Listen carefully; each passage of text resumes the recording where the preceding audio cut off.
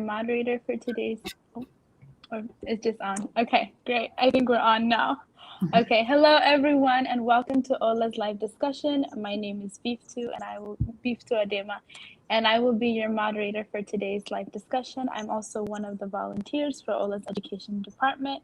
Today, I am here with two lovely young ladies, Darartu, Mulgeta, and Saartu Mohammed. Welcome. We're happy to have you guys, and I'm glad that you guys joined us. Our topic for today's discussion is going to be Afaan Oromoo, the importance of learning Afaan Oromoo, learning our mother tongue, and the connections that gives us, whether it's to our family back home or connecting with other Oromoo people, or simply forming our own cultural identity. And then the importance of language as it relates to culture, history, and even politics. So for today's live discussion, I'm going to be asking Darartu and Saartu some questions, mostly questions about their personal experience of what it's been like to grow up in the diaspora, or to even be born in the diaspora as Oromo youth, and what their experience has been with the Oromo language. But before I begin, I want both of them to introduce themselves, tell us a little bit of your background. What's your role in the department? Where are you working? Where are you volunteering? And why did you decide to join Ollaa? I'm going to start with Darartu. Okay, thank you, Biftu. Well, I'm Darartu. I'm a student currently, and I've been working with Ollaa for like about a year and a half, I would say. And then I started as a teaching assistant a few months ago for the Oromoo classes, and I started with the children's class, and now I'm doing the adults class. Okay. Thank you, Darartu. Saartu? Hi, my name is Saartu, or Saartu. I'm also a student. I am in university. I'm from Canada. I recently started volunteering with Ollaa not too long ago, and I basically do program support, helping out to run the Afaan Oromoo classes. Okay, very good. Both of you are involved in the Afaan Oromoo classes, so clearly Afaan Oromoo is important to you both. So let's see. I'm going to ask Darartu first. Why do you think it's important for us to learn Afaan Oromoo? Especially when you answer this question, I want you to talk specifically to diaspora Oromo youth. Why is it important to learn Afaan Oromoo? There's a lot of reasons, to learn your cultural language, and I feel like the main one is to stay connected with people back home and be able to speak to them in a way that they can understand and not have to worry about things getting lost in translation. But I think it's also important to learn Afaan Oromoo, to grow our culture and teach our heritage to people who may not have as deep a connection as we do, and to be able to connect with other Oromo people in, outside in the diaspora, maybe in the United States, and that's a way to bring people together is through the language. Okay, very good. And then can you tell us a little bit about your own experience with Afaan Oromoo? What has that been like? Tell us your story. Well, I was born back home and I moved here when I was really young. So I grew up. That's how I learned Oromo, is when I was born, and that's how I grew up. But then when I moved here, I know that it's hard for a lot of people to keep the language and not forget it. But thankfully, I was able to still continue, understanding the language because I speak it at home with my parents, and I was in a community that spoke Afaan Oromoo, so I was able to stay connected with the language and be in it all the time. And so thankfully, that's how I can now understand and speak Afaan Oromoo. But yeah, so I feel very thankful that I'm able to still communicate. Very good. Thank you, Darartu. Saartu, the same question for you. Why do you think that it's important for diaspora youth to learn Afaan Oromoo? And tell us a little bit about your experience with Afaan Oromoo. So yeah, I think it's really important to like Darartu said, connect with your roots, learn your heritage, your culture. But I feel like, especially for diaspora youth, as you age, you kind of, you're looking for your community, you're maybe wanting to learn more about yourself, connect with your roots. And oftentimes, for a lot of people, that means learning more about your culture, things that you don't know, they're looking into learning your language and stuff like that. So I think it is able to provide a sense of belonging for people, right? Like making you feel like you are part of a community and that you belong somewhere. And learning the language obviously can help you connect with people back home, people that, family you have there, or almost here, and, just creating that community for yourself. For me, I was not born back home. I was born here. So learning Afaan Oromoo, I mean, I'm still in the process of it, but for me, learning it was, I wanted to learn it myself. So, and the only reason I learned Afaan Oromoo was because my grandmother, lives really close to me. So we grew up with her. So I used to be on the phone with her, talking to her, and I would ask my mom, "How do you say this in Oromo?" And then she would tell me, and then I would tell my grandmother, and then I would ask her another sentence, and then I would tell my grandmother.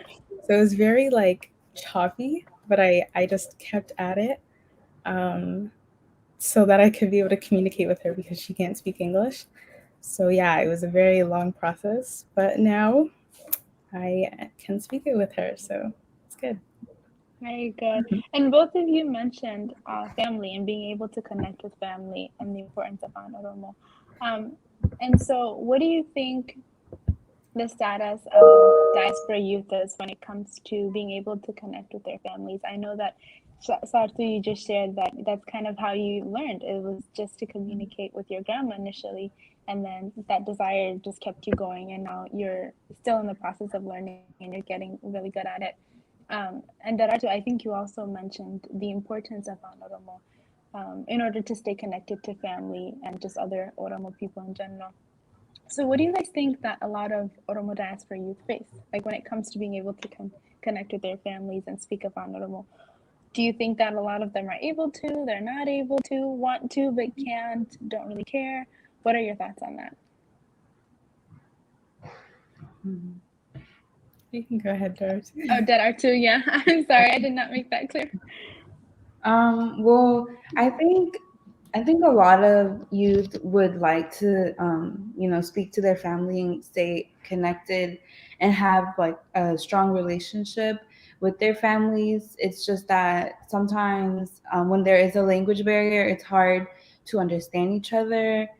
And personally, for me, I have a lot of family back home, and I feel like I'm still like really close to them, even though I don't see them obviously a lot. And I feel like that's only because I can understand them and be able to, like talk on the phone with them all the time or even text them in a Oromo, and we can understand each other. And I think that's what's missing for a lot of people. And that's why they can't really connect with their families, is because of the language barrier, and because the people back home, they might not know how to speak English, so there's no way to communicate other than through parents or other family members.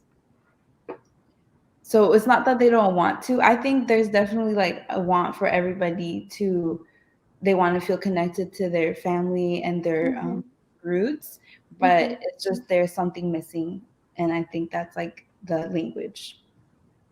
Okay, thank you so much, Darartu. And what about you, Saartu? What do you think? What are your thoughts on that?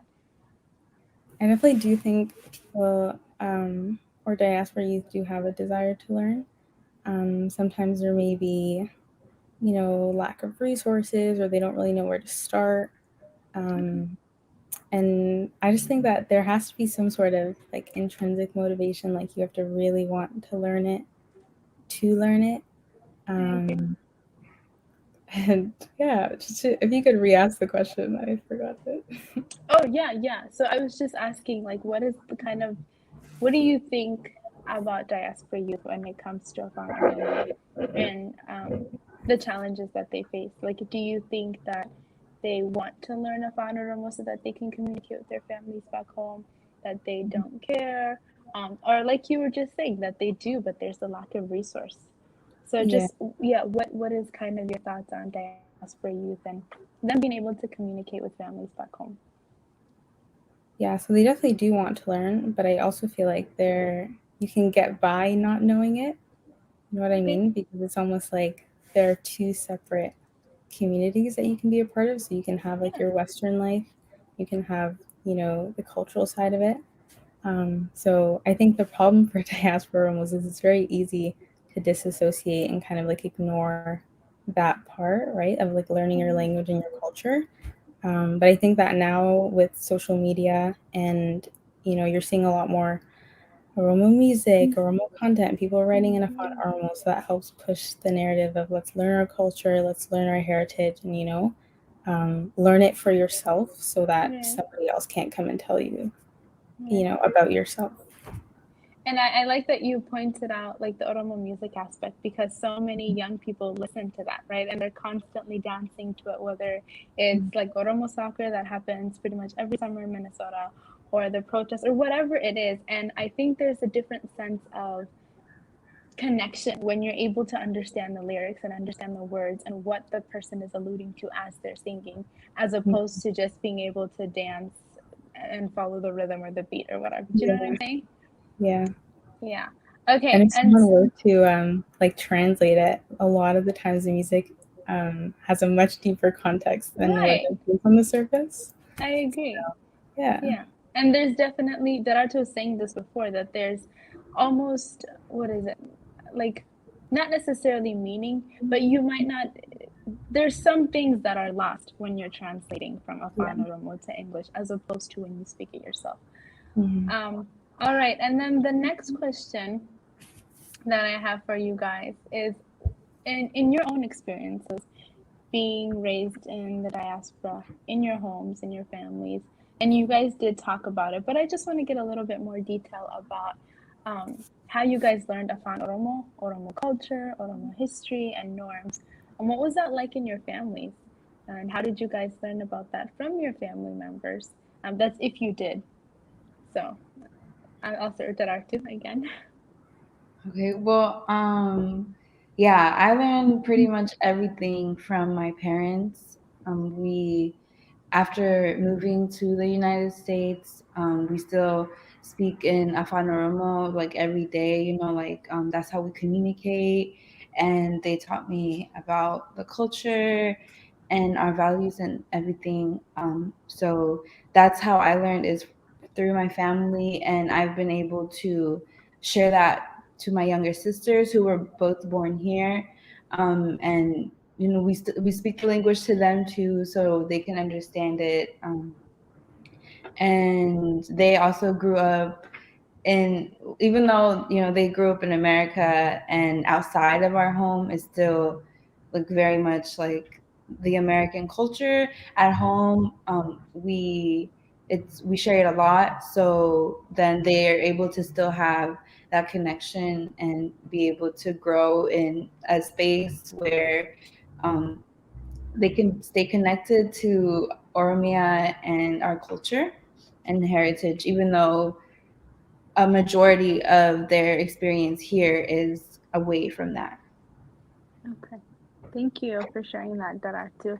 What about you, Saartu? What has your experience been like in the home when it comes to Afaan Oromo, Oromo culture, Oromo history and norms? What has been your experience of learning that from family members? How have your parents kind of taught you and whatnot?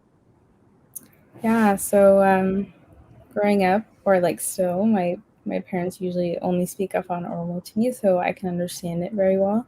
So that was good to have them speak it around the house, even though as a child I couldn't speak much. But I think honestly, the Oromo culture and language, I owe a lot of my knowledge of it to my community, the Oromo community. Growing up, because they would have Afaan Oromo classes for us as children. We would have like Ada shows where we would come together. I used to do cultural dancing as a kid, so I feel like those sort of instances just help to foster my Oromoma. and my desire to learn culture and the language.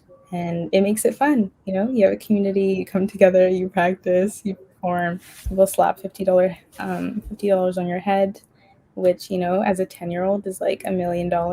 So it made it really fun and, yeah, helped to birth my Oromoo. Good. Can I Very add good. something too? Yeah, of course. Yeah, I just wanted to say about how Sartu was saying, it is very fun to experience like Oromoo with your community. And although my parents did teach me a lot of my culture, and that's how I was able to keep it living so far away. I think recently I learned like a lot from making young Oromo friends and others that also came to the United States like me.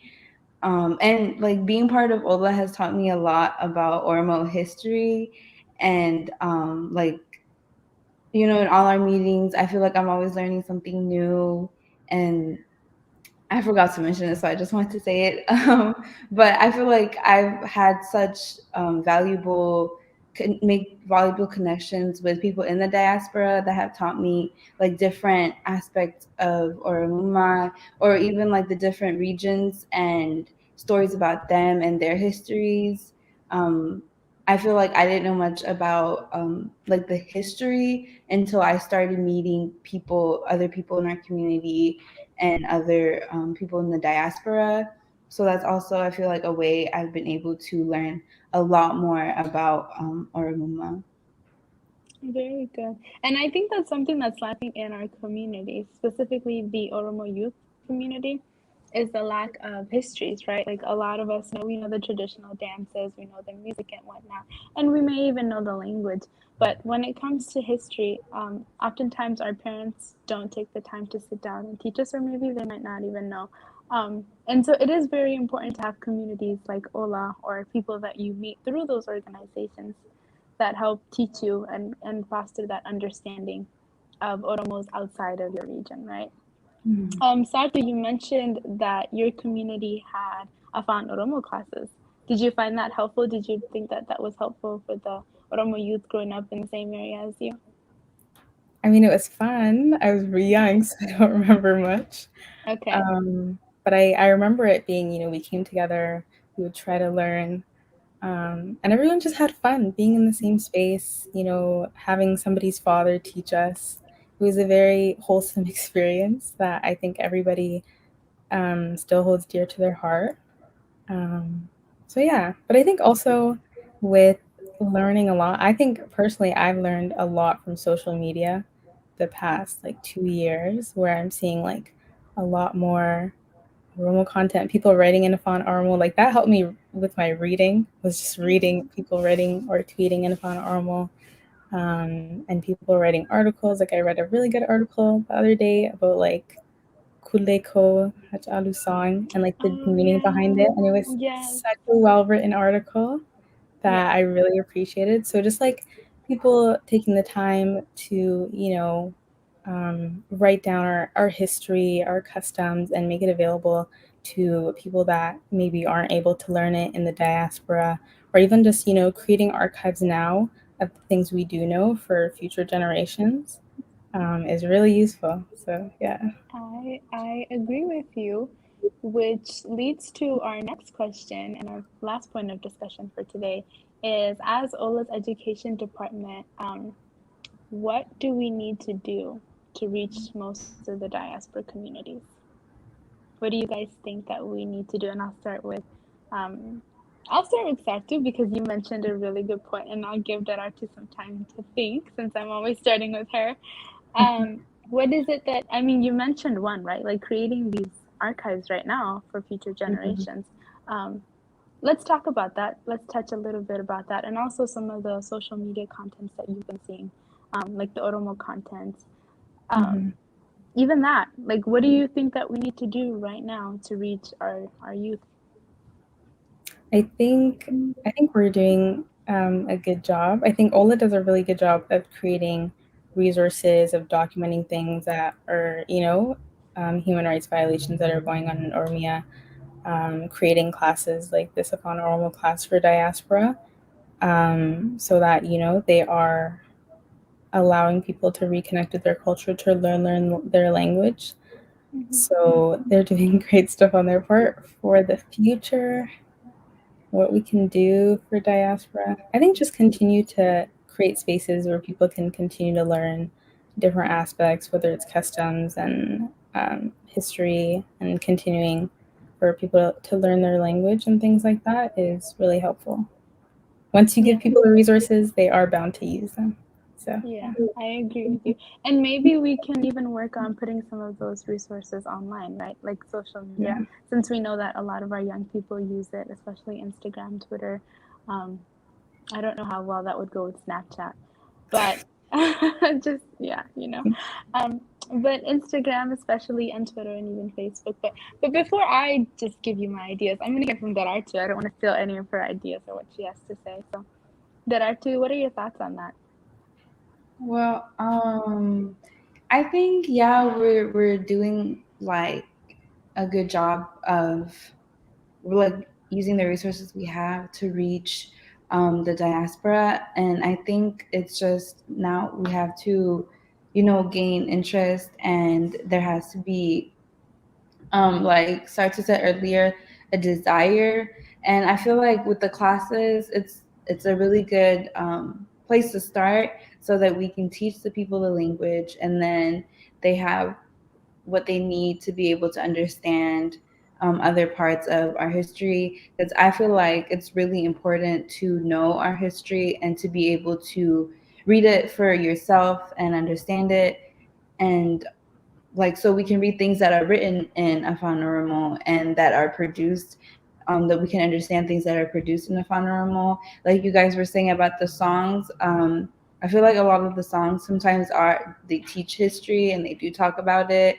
So it would be really good for our youth to be able to understand it and learn the histories. So I think putting out resources that can teach, but also in a way that's digestible for, you know, like the youth. We don't want to like have to go through textbooks or stuff like that. And that's why the short classes are really good and helpful.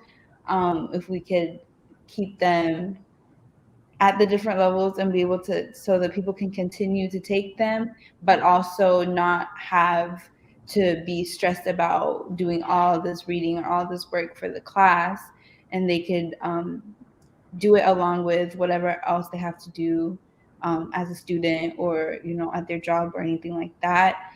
But yeah, I feel like the most important thing is giving people the resources to go out on their own and you know, consume the culture in whatever way they want to, but just that they have the ability to do so. Thank you, Darartu. And I wanted to ask about the classes. You mentioned that Ollaa has Oromo classes. Both of you are kind of helping out with those Afaan Oromo classes. Can you tell us a little bit about the format of those classes, how that's kind of done, and if I was a potential student in that class, what am I going to expect? What am I learning? How is it set up? Can you share about that? Well, I can start. So I've been a teaching assistant for a while now, and the classes they're like a certain amount of weeks, not more than 10.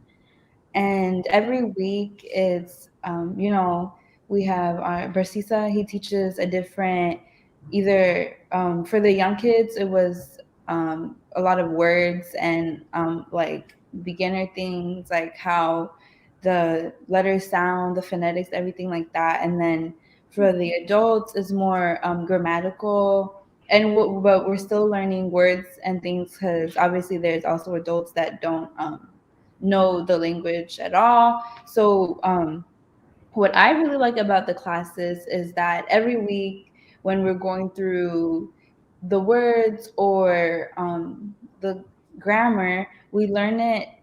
The topics that we learn about are things in normal culture. Even I learned a lot of things that like a lot of words that I didn't know meant like a certain thing, or that there were a lot of different words for the same thing. So I would call it like something else, and then like in other places in Oromia, it's a whole different word that I had no idea. So I feel like that's what I really like about it is even though we're learning grammar, we're doing it in a way that teaches us other things about the language while also learning like the topic for the day. And yeah, and Arbor he does a good job of bringing different aspects. So he would talk about the family structure in Oromia, or like the societal like expectations for a family, and also he would talk about like the different foods and the different, just everything, like he brings a lot of interesting things together, and that's why I enjoy, even though I'm not a student, I'm like just a teaching assistant, I really like going to the classes because I learn a lot of things that even I didn't know. Okay, well, now you make me want to start going to the teaching classes. Saartu, is there anything that you would like to add to that? So like she said, it's like a 2 classes per week structure, where the classes are typically an hour and a half.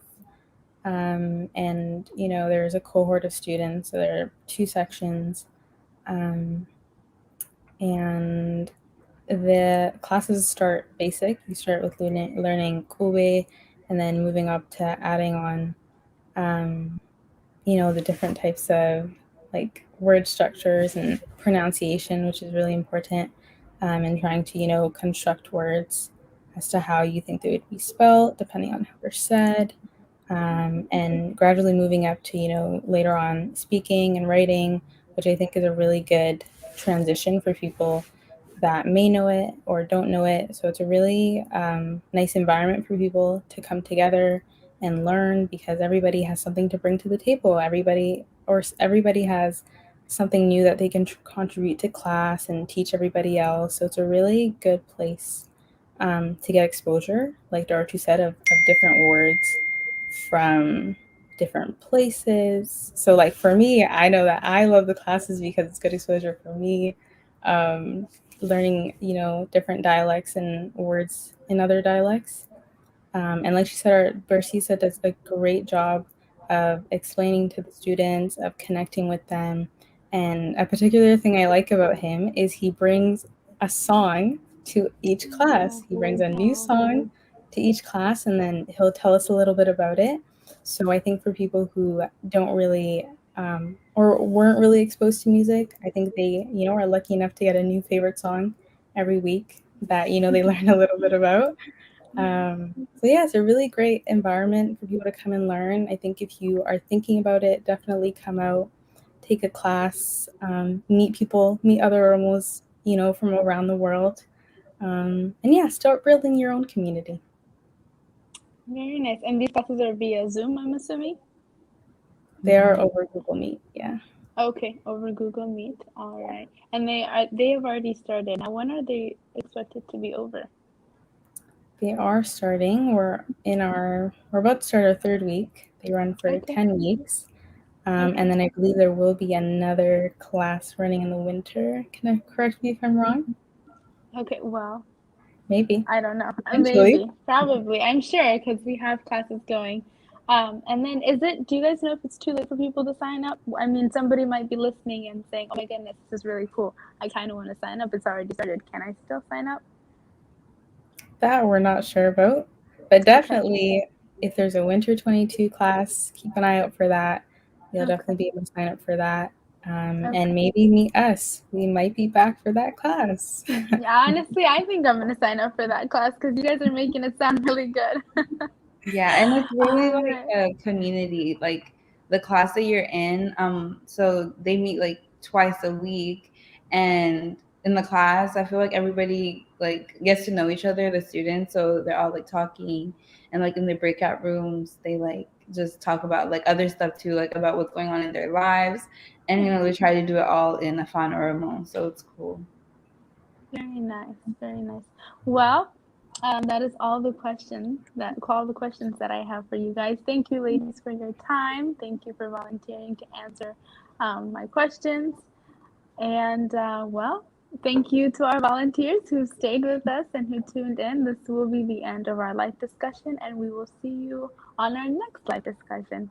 Have a good Friday, everyone. Bye. Bye.